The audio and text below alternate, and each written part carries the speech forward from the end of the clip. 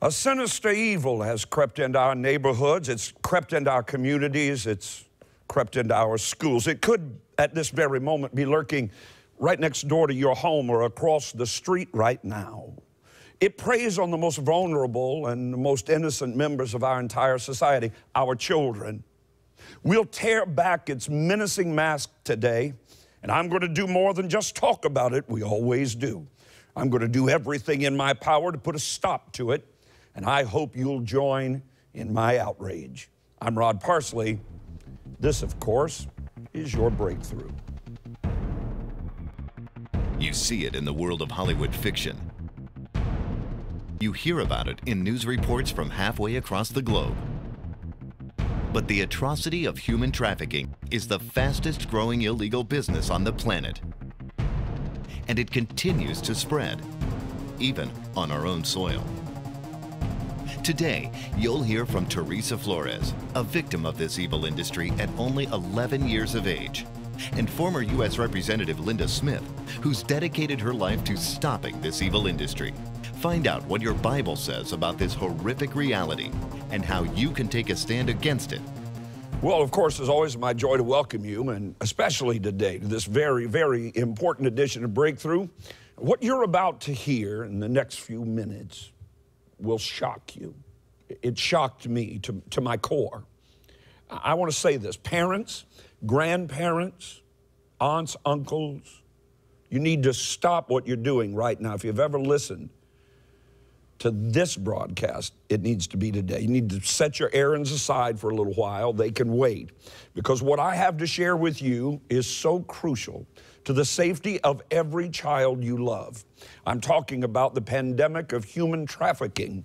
Now, most of us have heard that it takes place, of course, in far-off places like India and Cambodia, but it's also right here, lurking in virtually every neighborhood in America.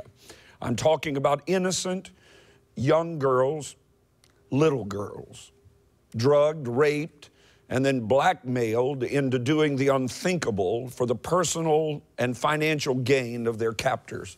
The average age at which an innocent girl becomes entrapped in this unspeakable evil is just, I can barely even say it, 11 and a half years of age. Now, partner, no 11-year-old makes the decision to enter a life of perverted, life-threatening sexual slavery. And if their captors are ever even caught, they often go scot-free, while the innocent, victimized little girl is left with a criminal record of prostitution.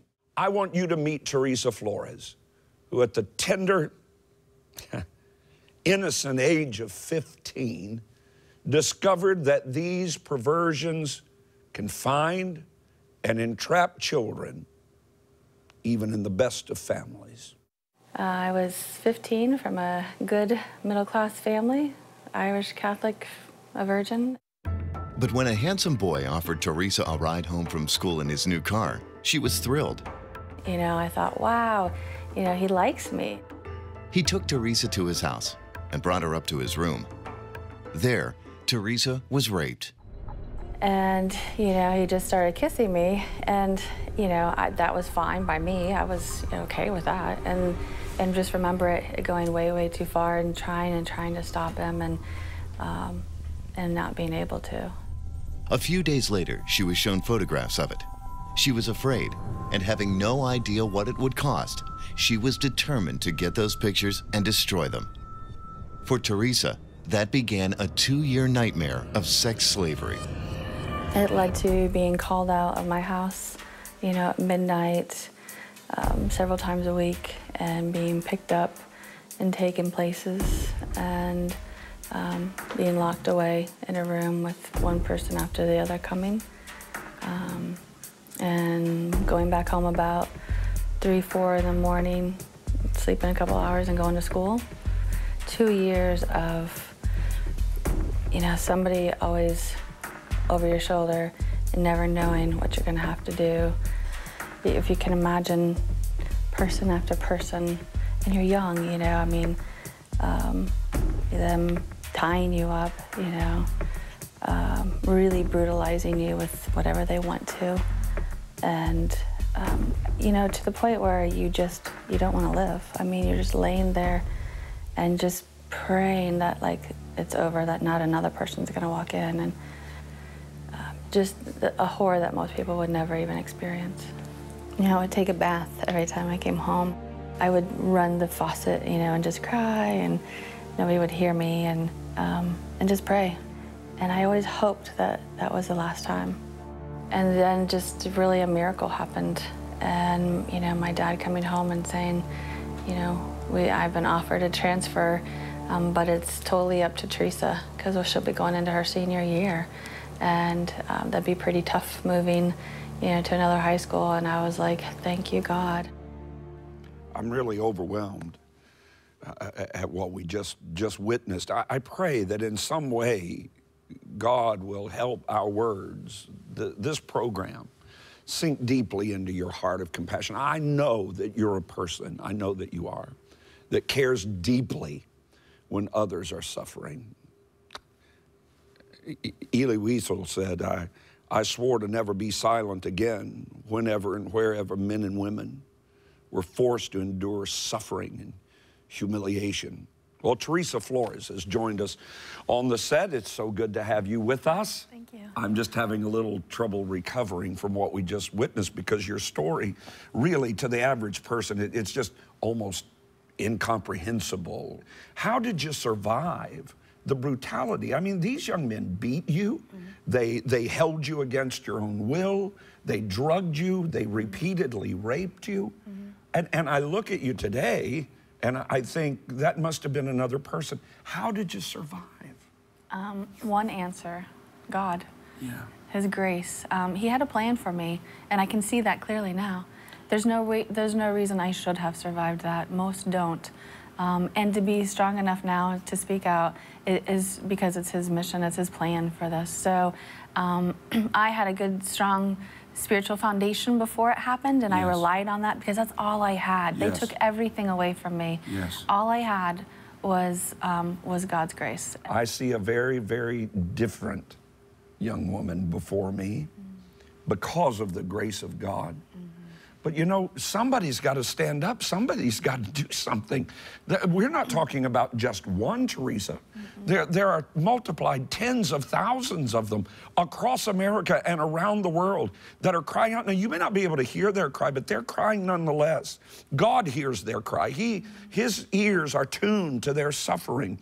And today, all I hope, all I pray, is that we can touch that God place in your heart to cause you to rise up and say, I can make a difference. You can go to your phone right now. You can log on at rodparsley.com. You can sit down and write to me today and fill out the petition. Just sign your name to the petition to Eric Holder, the United States Attorney General, and Hillary Rodham Clinton, the United States Secretary of State, and let them know that we will not tolerate this kind of sex slavery in America or in our world. Add your voice to ours. Do it right now.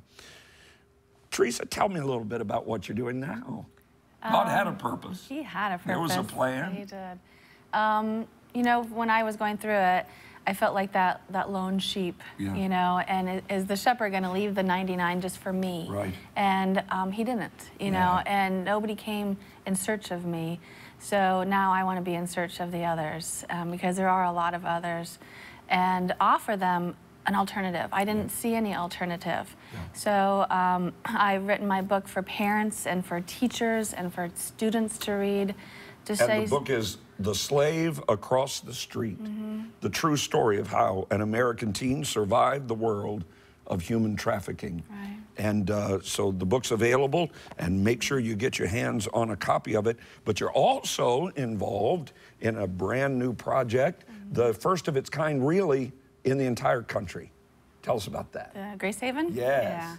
Yeah. It is going to be the first faith-based therapeutic home for these girls under 18 to go and live and recover and feel God's love, and because they need that.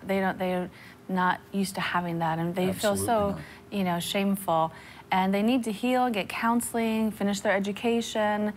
So we'll house 10 girls outside of the Columbus area, and hopefully be able to have many more homes like this for them. Well, we're proud to have you. We're proud to have you on Breakthrough. We're proud of what God's done in your life, and we're thankful that you had the resilience of your faith to hold on. Well, with me right now is former United States representative from the great state of Washington, Linda Smith. Linda founded Shared Hope International in 1998 to fight trafficking and commercial sexual exploitation, and to help restore women and children who are in crisis. Shared Hope's active today around the world. In fact, I'm holding in my hand, Linda, and welcome, incidentally. Good to be with you. But I'm holding in my hand the national report, and this is the first time I've been able to get my hands on a copy, the National Report on Domestic Minor Sex Trafficking, America's Prostituted Children, which Shared Hope International produced and did all the research for. And I want to thank you publicly for your determination, your resilience, and the hard work that it took. As we were sharing just a moment ago, it's difficult for me to understand how being exposed to this on virtually a daily basis, you just almost don't lose your mind, because the holy indignation of God raises up in me when I think about what is actually going on, not only around the world, but right here in the United States of America to our children. And how'd you get started in this, Linda? What prodded you in that direction? Well, I told God no to begin with. And I think we all do. I had a call from a denomination, a missionary, who said there's bunches of children in slavery, little girls being sold in India. Would you come and see it? And so I did. I grabbed this little girl. I mean, she grabbed me. Someone told her I was a believer. And there was this group of believing women down in there that were actually slaves. And as I touched her, she kind of fell into me, and I felt her heart. And I had to decide if she was worth it. And we know that one has to be worth it, don't we? Yes. From there, started Shared Hope, and we have started villages and restoration around the world, and I love these girls. Sure. How could you not? We're circulating a letter to the Senate and the House right now that will go to the Attorney General, simply saying this: the U.S. attorneys are not, except in one district, applying the law. The law says if you obtain, that means a buyer, a customer, a sex traffic victim, which is any child in commercial sex, you are a trafficker, and your penalty is a minimum of 10 years. There's only one district in Missouri that is actually arresting and prosecuting these buyers. So we're saying, stand up, tell the U.S. attorneys that you want the law that we passed to be enforced. So if you obtain a child, you buy them, guys, you're going to go to jail. Not in our country, not in our state, not in our city. The laws are already on the books, and that's what the petition says. The petition demands that the Secretary of State, of course, for International Affairs, and the United States Attorney General Eric Holder stand up and enforce the laws that the people passed. The reality is the society realizes this is happening. We have to tell the Attorney General, but we have to tell our state legislators that we want strong laws that put men in jail.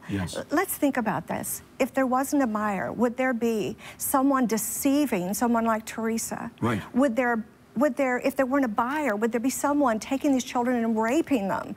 You know, when I got into this in America, it was somewhere in the about 2-year level of the 4 years. I went into despair because the undercover footage that started coming out from our investigations had giggles of middle school girls. And I thought, yeah, I can't do this. And then all of a sudden I go, we have to do it. We literally not only have to do it, but we have to stand up strong. So we literally finished 2 more years of research so that we could show that there's buyers all over the United States. They're buying very young girls, and that the people going into prostitution are not women deciding to go. They are 13, 12-year-olds, and that it is one of the most violent. It's not sexual, it's not romantic, it is violent. And so I guess at that point, I thought, you know, if not me, who? Then I started running into some other things that just shocked me. I couldn't keep the girls safe. I started being involved with the girls, and when we'd investigate, you find these cases and you start working with the trafficked girls. Right. I couldn't keep them safe. There was not a place in the nation where there was a protective environment where we could keep the girl in and the guys out. And then I thought, well, why? Well, because we haven't prioritized it. That's right. And the pimps find them. At first, I kept thinking, why don't you run away? I know, I'm just probably like everybody listening. Sure, sure. Why doesn't you run away? Pick up a phone. Right. And then one of the first girls that the FBI brought me to interview for the training material that we developed for the Justice Department, right. They brought me this girl, and I looked at her, and she was 12 when they got her. Smart kid, genius, practically. And I asked her, I said, basically, now explain to me why you didn't run. And she looked at me, and she went on this tirade. Now, I felt really bad for asking the question, but this is what she said. She explained to me that once they turned her, she was violated in a variety of ways. In those ways, she was told to describe those acts to the buyer. But then she was told, you're now a hoe. A hoe at school, I'm going to show the pictures, you can't go to school. You go home, they don't want a hoe at home. Now you belong to me, but if you give me up when you're arrested, and hoes are arrested in the United States, guess what we're going to do? We're going to get your grandma, who she loved. Now they had followed this little girl to school for gifted children for 6 months. A man approached her. She wasn't a dumb little girl, he was no longer a stranger. And then when she got in the car, she disappeared for 4 years. Now, in that 4 years, she was arrested 17 times, which made the pimp right? She was treated horribly, which made the pimp right. She couldn't go home because twice she was taken back to grandma, and they got her again. Yes. So now, here she is in front of me, and she asked me, who was there for me? Who was there for me? She said, when I was stood out on the street, because a couple times she was, normally she was delivered to hotel rooms and to homes. She said, people would look at me and they would look away. She said, when were they for me? Were they for me? She says, good people with their kids would walk by and they would turn their kids away. Now this was a 12-year-old girl. A 12-year-old child. And where were we? So she basically taught me she didn't have a safe place. There's 2 things I've found we need. And we do training for social workers and police and identifying and working with these kids. And if I only have a minute, I tell them this. We need to be safe. She's not safe. She knows he'll get her again. And we need to feel like we belong somewhere. Well, she knows if those pictures are shown in her middle school, none of her friends will like her anymore. She'll be embarrassed. She knows if she goes home, well, she's worried that her uncles and cousins, especially the guys, will think she's bad. So she doesn't belong anywhere. Not at home, not at school. So guess what he replaces it with? You now belong here. You bring in your quota of $1,000 a night, and you bring it out quickly, and you can go to a movie. You do really well and you'll become a thoroughbred, which is a title they use for the stable. And they call these stable thoroughbred, like animals. You can now become the achiever. Now, she used to get all these blue ribbons because she was an athlete and she would win every race. Now her blue ribbon is bringing in her quota every night. She adjusted. She became the safest she could be. Now, in that environment, one day she would be slapped and beat up, the next day cuddled. So she's totally thrown off. I think that people need to understand that little girl. When I started thinking about that, I thought people are going to think I'm crazy. They're going to go, that can't be. So I decided to take about a dozen of the girls that I've rescued or we've worked with and their stories and take their names off and write it into a novel so people can understand from the voice of the 13-year-old and let you see what it would be like to be a slave in America in plain view and why she needs you.